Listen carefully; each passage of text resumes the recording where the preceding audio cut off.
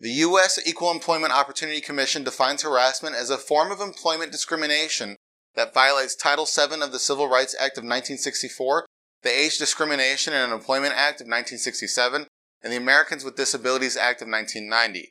There is a turning point where harassment becomes unlawful. This occurs when an employer says you must endure the behaviors and environment to stay employed. This can also occur when the conduct is pervasive enough to create an intimidating, hostile, or abusive work environment. Hi everyone, I'm Matt from Tactics, and today I'm going to talk about 4 signs of a hostile work environment. Before we get started though, make sure you subscribe to our YouTube channel by clicking the button below. While you're down there, hit that alert bell icon next to it as well, so when we post new helpful content, you get notified.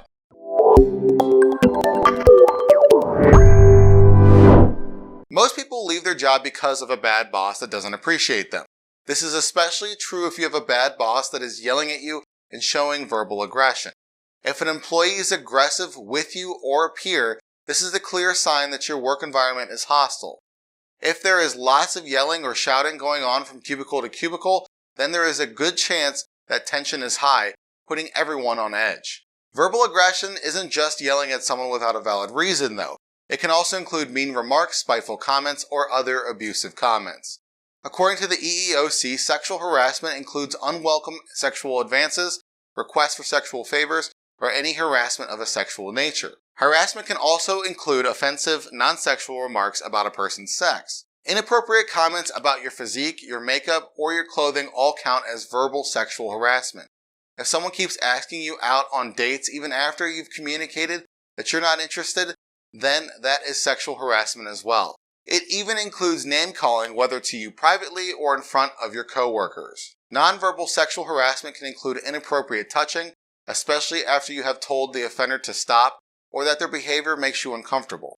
It can also include leaving items on your desk like an inappropriate note or picture. The Merriam-Webster defines discrimination as the practice of unfairly treating a person or group of people differently from other people or groups of people. This dictionary also makes a distinction between discrimination and racial, sex, religious discrimination.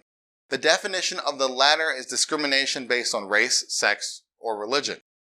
Discrimination can manifest itself in many ways. It can be comments made to your face or behind your back. It could be that you get paid less than your coworkers because you are a part of a minority group. Discrimination could also occur if you are not promoted on time compared to your peers because of your protected characteristics. Offensive jokes or racial slurs can fall under verbal sexual harassment and discrimination. No matter the situation, there are certain things you cannot joke about in a professional environment. Offensive jokes can include those related to weight, eating disorders, or physical appearance.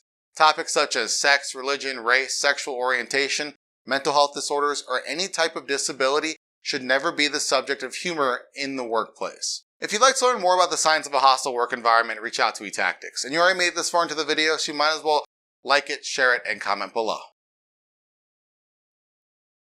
Well, what are you waiting for? Subscribe to our YouTube channel.